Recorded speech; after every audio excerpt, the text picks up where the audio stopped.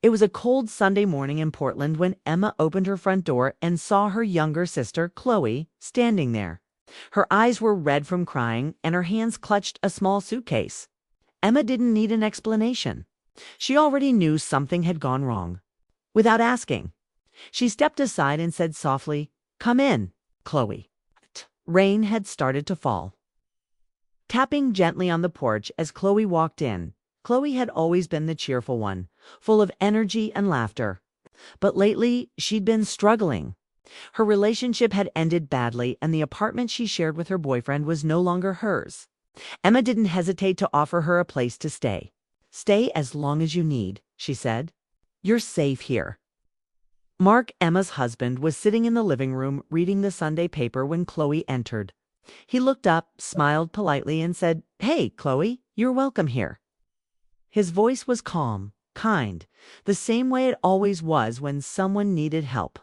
Emma loved that about him, his quiet steadiness, his ability to make others feel at home. The first few days went smoothly. Chloe helped around the house, cooked dinner, and tried to keep her spirits up. She was grateful, though her smiles were sometimes forced. At dinner one evening, Mark asked gently, "So, what's next for you?" Chloe shrugged. "I don't know yet. I guess I need time to figure things out." Emma reached across the table and squeezed her hand. "You have time. Don't rush it." But as the days passed, Emma started noticing subtle shifts in her home. There was more laughter in the evenings, mostly between Chloe and Mark. They would chat while cooking, tease each other about recipes, or talk about their favorite TV shows. Emma didn't mind, not at first. She liked seeing Chloe happy again. Yet deep down, she felt something she couldn't name, a quiet unease. Mark was a caring man, but he had been distant lately. Work stress, financial responsibilities, and the routine of daily life had dulled the spark in their marriage. Their conversations had become practical, not personal. Now, watching him laugh with Chloe reminded Emma of how things used to be when he laughed like that with her one night. After Chloe had gone to bed, Emma and Mark sat together in silence. She finally said, "It's nice having her here, isn't it?" Mark nodded. "Yeah, she brings some life into the house." His tone was innocent, but something about it lingered in Emma's mind. That night she lay awake, staring at the ceiling, wondering why she felt so unsettled. Over the next few weeks, Chloe settled into their home. She found small ways to contribute: grocery shopping, gardening, helping Emma organize old photo albums. She also began spending more time with Mark in the evenings when Emma was working late. Once, Emma came home early and found them sitting in the living room laughing over an old movie. The sight caught her off guard. Mark quickly stood up and greeted her with his usual smile, but she noticed Chloe looking flustered. Emma brushed it off. She didn't want to be suspicious. She knew Mark's heart, and she trusted him completely. Still, something had changed. A quiet tension that neither of them addressed. One Saturday morning, Emma invited Chloe to go shopping with her. As they walked through the mall, Chloe spoke softly. "You and Mark have such a strong marriage. I admire that." Emma smiled, though part of her wanted to ask why bring him up right now. Instead, she said, "Marriage takes work. It's not always easy, but we try." Chloe nodded thoughtfully. "I hope one day I find that kind of love." When they returned home, Mark was fixing the porch light. His shirt was slightly dirty from the work, and Chloe laughed as she handed him a glass of lemonade. "You missed a spot," she teased. Emma watched from the window, her heart heavy. It wasn't jealousy, not really. It was fear. Fear that she was fading into the background of her own life. That evening, Emma decided to talk to Mark. "I feel like we've been distant lately," she said quietly. Mark looked surprised. "Distant? I didn't notice," she sighed. "That's exactly what I mean." He took her hand gently. "I'm sorry. Work's been crazy, and with Chloe here, things have just felt different. But not in a bad way." She nodded, though his words didn't ease her heart completely. Different wasn't always bad, but it wasn't always good either. Days turned into weeks. Emma began noticing small gestures that stirred emotions she didn't want to feel. How Chloe laughed more around Mark. How Mark listened closely when she spoke, how his eyes softened when he saw her smile. It wasn't wrong, she told herself. It was human. People connect. But it still hurt. One rainy night, Emma came downstairs to grab a glass of water. The lights in the kitchen were still on. She saw Mark and Chloe sitting at the table, deep in conversation. Their faces were serious, not playful this time. Chloe's eyes were wet and Mark reached out, touching her hand in comfort. Emma froze, her heart racing. It wasn't a romantic touch, it was compassion. But in that moment, she realized how close they had become. She turned quietly and went back upstairs, the sound of the rain drowning her thoughts. That night, she couldn't sleep. The truth settled heavy on her chest.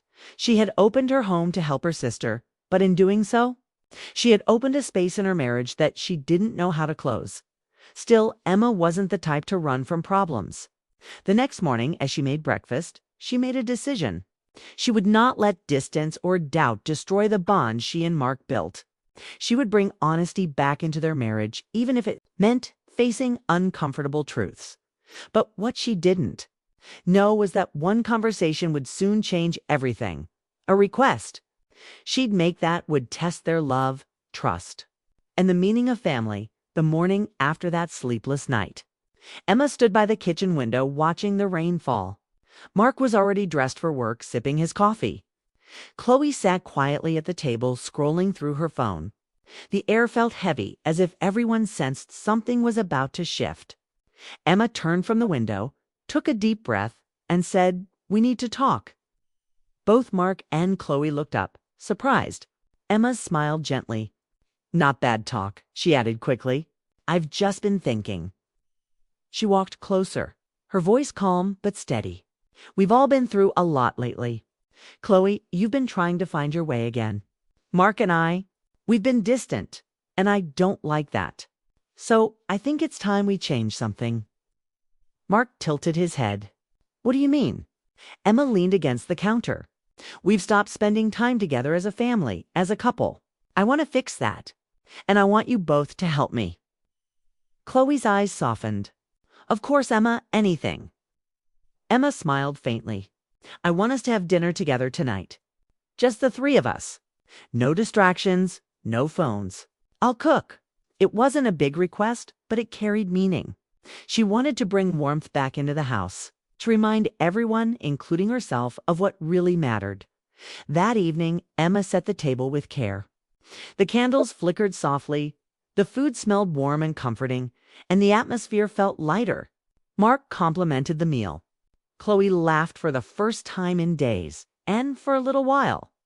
Everything felt normal again. But as the night went on, Emma realized she couldn't keep pretending everything was fine. When the plates were cleared, she looked at Mark and said quietly, "I've been thinking about us lately, about how much we've changed." Mark met her eyes. "Changed how?" She hesitated. "I know we've both been distracted. Work, life, and everything in between. But I miss us, really miss us." Her honesty caught him off guard. He reached for her hand. "Emma, I know. I feel it too."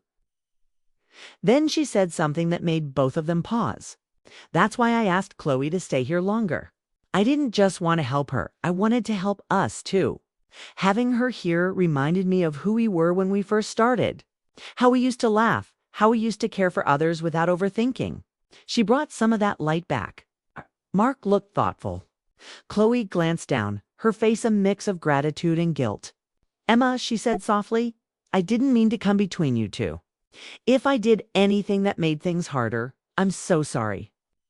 Emma shook her head. "You didn't.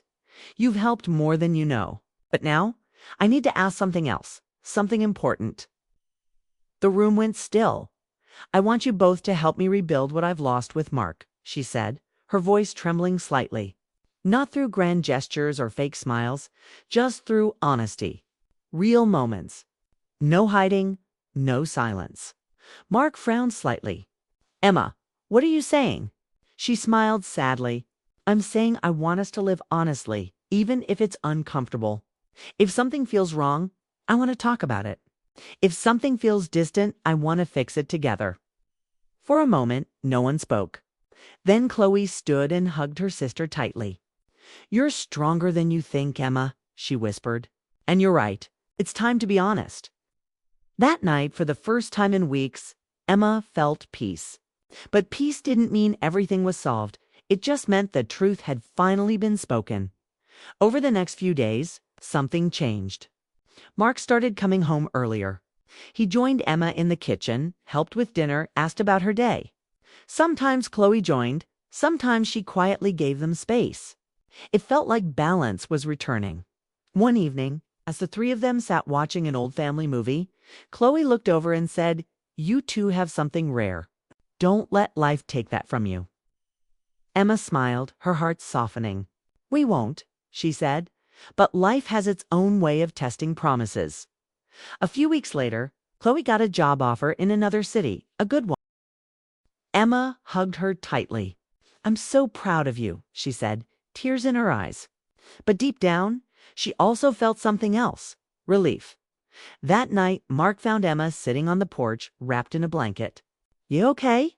he asked, sitting beside her. "I am," she said quietly. "It's just, I didn't realize how much we'd changed until Chloe came.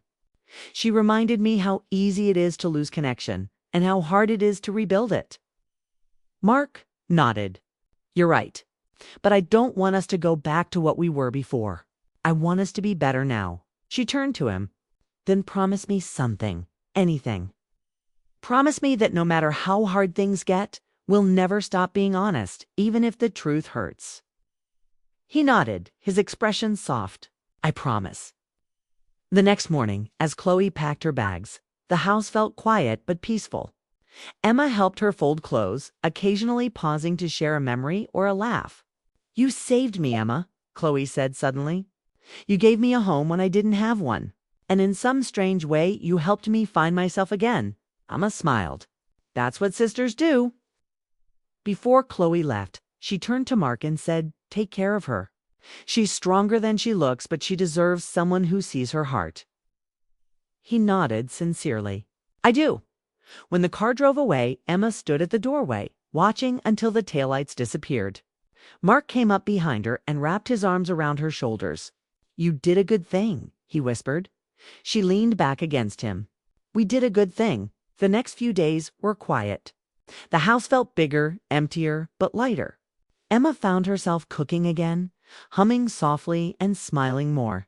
Sometimes she'd glance at Mark across the table and see something new in his eyes. Not guilt, not distance, but gratitude. One night, as they sat together watching the rain, Mark said, "You know, when you asked me to help you rebuild us, I didn't realize how much I'd missed you." Emma smiled, her eyes glistening. "You just forgot where to look." He reached for her hand. "I remember now." Outside, the rain kept falling, but inside, something warm had returned. Not the spark of young love, but the quiet flame of two people who chose to stay, rebuild, and forgive. And though Emma had invited her sister in to help Chloe heal in the end, it was her own marriage, her own heart that found healing too. A week after Chloe left, the house felt strangely quiet. Emma noticed the silence in every corner. No music from Chloe's room, no laughter echoing from the kitchen. The air felt different, almost too still. Mark had returned to his usual work hours, leaving early and coming home late. But something in him had changed. He tried harder now, called her during lunch breaks, asked how she was doing. Emma appreciated it, but she also sensed that both of them were still walking carefully, as if afraid to disturb the fragile peace they'd built. One morning, while watering the plants on the porch, Emma got a message from Chloe. "Miss you already," it read, "and thank you for teaching me that family can be chosen, not just born." Emma smiled but felt a pang of emotion. She replied with a heart and went back to her chores. But inside, a quiet thought lingered. Had Chloe truly healed, or had she just escaped? That evening, Mark came home early with takeout. "I thought we could eat together," he said, setting the bags on the counter. Emma smiled, pleasantly surprised. "You're full of surprises lately," she teased. He laughed softly, trying to make up for lost time. Dinner went smoothly, simple, warm, filled with small talk. But halfway through, Mark mentioned something unexpected. Chloe called me this afternoon. She wanted to thank us again. Emma froze slightly. She called you? Yeah, he said casually. She said she's settling in fine. Just wanted to say hi. Emma forced a smile, but her thoughts spun. It wasn't jealousy, not really, it was confusion. Chloe had always reached out to her first. Why call Mark? Why now? Later that night, as Mark showered, Emma sat by the window thinking. She wasn't angry. She just felt unsettled. Maybe she was reading too much into it. Maybe Chloe simply wanted to thank them both. Still, that small call stirred something old in her. That fear of distance. Of losing the bond they'd rebuilt. The next morning, Emma decided to focus on herself. She started volunteering again at a local shelter, something she hadn't done in years. Helping others gave her peace. It reminded her of who she was before the long years of routine and silence. Each day she came home feeling lighter. Mark noticed. You seem happier lately, he said one evening. It's good to see. I needed something that felt meaningful, she replied. Something that reminded me of life beyond this house. He smiled. I understand. But as days passed, Emma began to sense that Mark was becoming distant again. He was polite, attentive, but quieter. One night, when he forgot their dinner plans, she confronted him gently. You're somewhere else lately, she said. You used to be more present, he sighed. Work's been rough, Em. I'm just tired. She nodded, not pushing further, but her heart grew heavy. That night she lay awake, listening to the soft hum of rain outside, wondering if love always faded slowly, not through anger, but through silence. A few days later, while cleaning the study, Emma found an envelope tucked beneath a pile of papers. It wasn't suspicious, just something that looked forgotten. Inside was a simple thank you card from Chloe. To both of you for saving me when I didn't know I needed saving. Love, Chloe. Emma smiled faintly. The handwriting was soft, full of warmth. But what caught her eye was a second folded note beneath it, in Mark's handwriting. It wasn't a letter, just a few lines. Sometimes we meet people who remind us what kindness looks like. You did that. I wish you peace wherever life takes you. Her fingers froze. She stared at the words for a long time. It wasn't romantic, not inappropriate, but it felt personal. Too personal. Why hadn't he mentioned it? That evening when Mark returned home, she showed him the note. What's this? She asked calmly. He looked at it, then at her. It's nothing bad. I just wrote that before she left. She was going through a hard time, and I wanted her to know we cared. Emma nodded slowly. I see. You just didn't think to tell me. Mark ran a hand through his hair. It wasn't a secret, Emma. I just didn't think it mattered. She set the note down and said softly, when you hide small things, they grow big in silence. The room went quiet. Mark looked at her, guilt flickering in his eyes. You're right. I should have told you.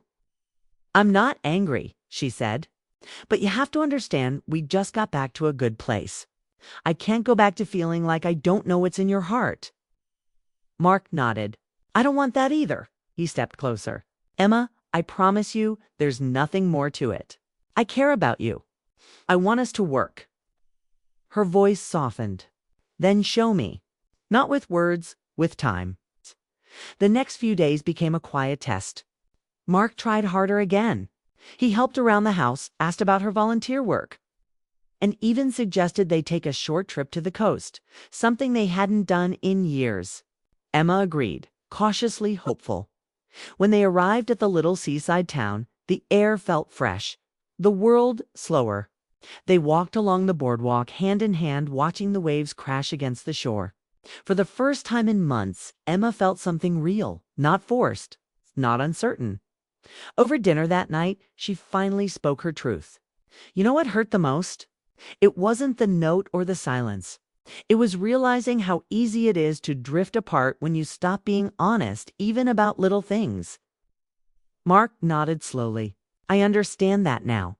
I don't ever want to lose what we've rebuilt. Emma looked out the window at the ocean dark under the moonlight. Then promise me something, Mark. He leaned forward. What? Promise me we'll never let silence replace truth again, even if the truth is messy, even if it scares us.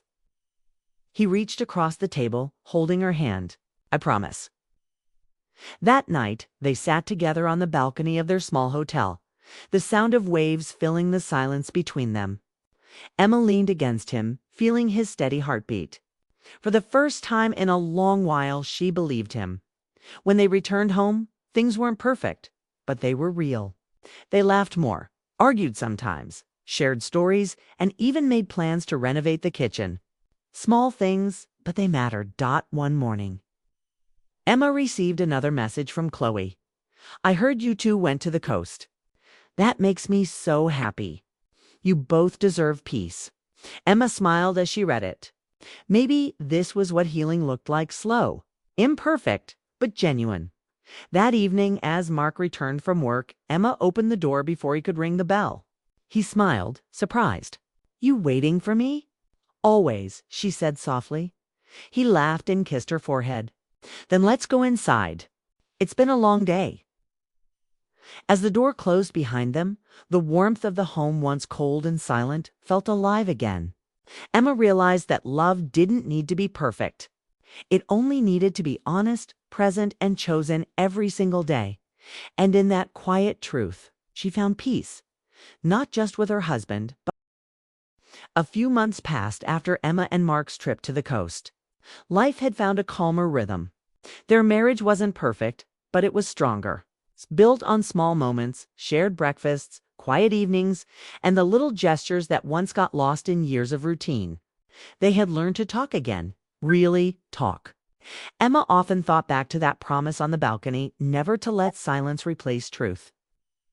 And she held it close like a compass, guiding her heart, one cool autumn morning. Emma stood in the kitchen, stirring coffee as sunlight spilled through the window. Mark walked in, half-dressed for work, tie draped over his shoulder. You have that look? He said, smiling. What look? She asked, amused. The one that says you're thinking too much. She laughed softly. Maybe I am. I was just remembering how far we've come. He stepped closer, kissed her cheek, and said, we're still going further.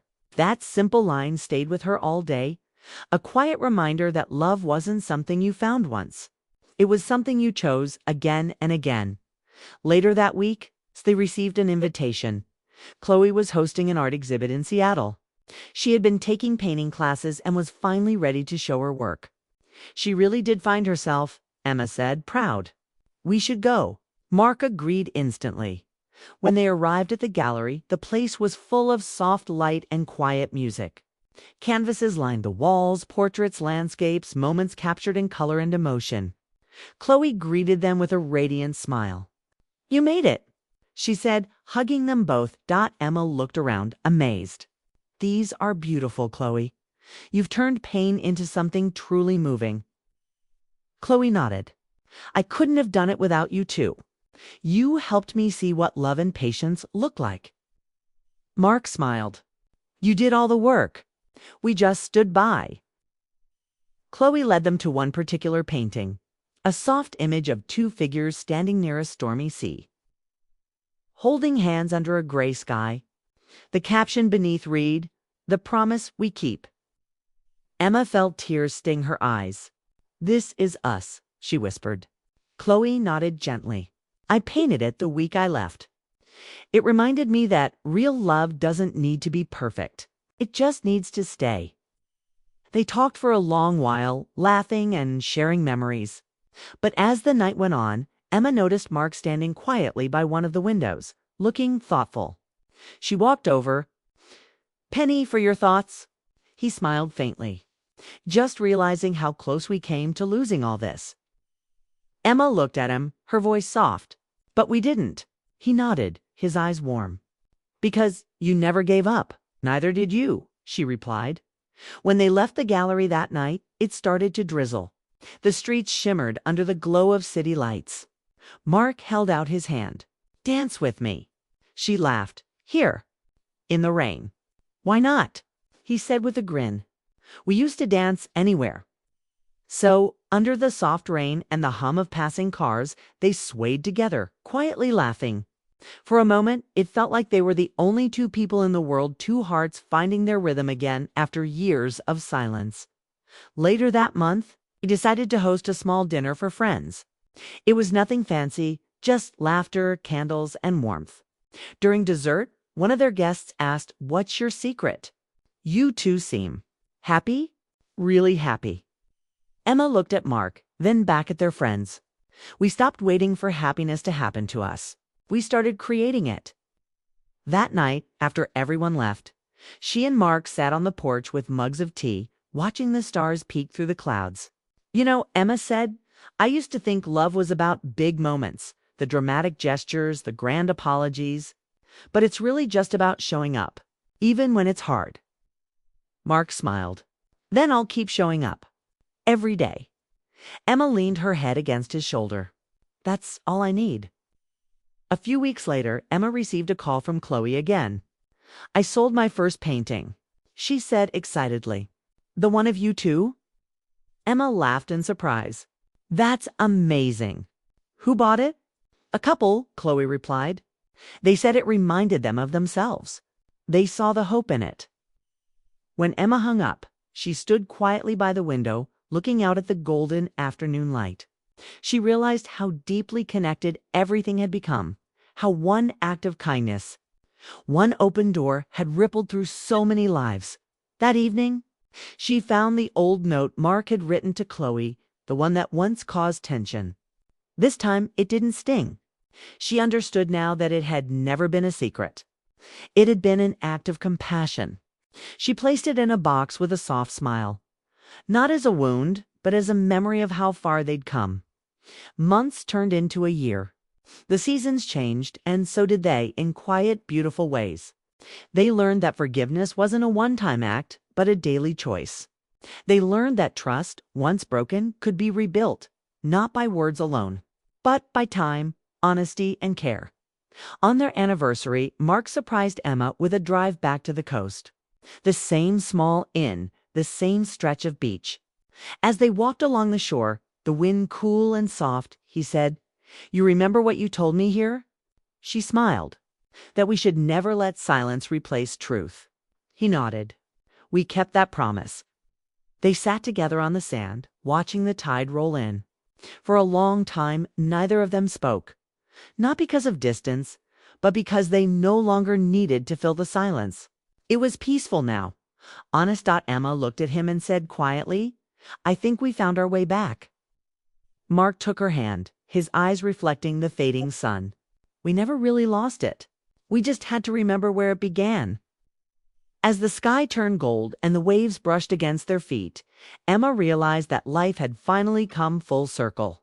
The home they once thought was broken had become whole again, not perfect, but real. And as the wind carried the sound of the sea around them, she whispered softly, almost to herself, "This is what love looks like when it stays." The story of Emma and Mark wasn't one of grand romance or flawless devotion. It was a story of two imperfect people who learned that love, when nurtured with truth and kindness, could survive almost anything.